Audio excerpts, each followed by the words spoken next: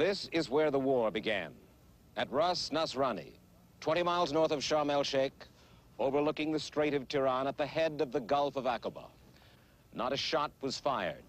Instead, on May the 22nd, Gamal Abdel Nasser declared that Israeli ships and foreign shipping bound for Israel could no longer use the strait. It was Egyptian territorial waters, he said. And because Egypt and Israel had been in a state of war, he declared, since 1948, it was Egypt's right of belligerency to deny passage to ships bound for the Israeli port of Eilat, 115 miles up the Aqaba Gulf.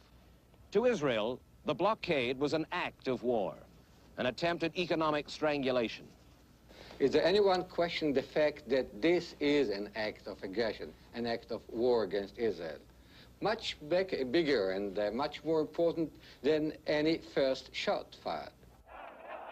To back up his threats, Nasser placed 100,000 troops and 1,000 tanks on Egypt's border with Israel. But when the attack came, it wasn't from the Arab side.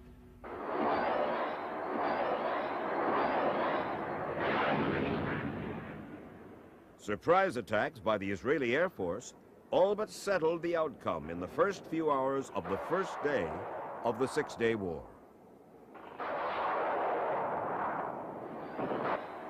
During the daylight hours, the Israeli Air Force struck a devastating blow at the air forces of Egypt, Jordan, and Syria, and Iraq as well. They've destroyed 374 enemy planes and 34 possibles. 374 enemy planes destroyed, 34 possibles. Yes, this has just been brought in to me from the conference. What about the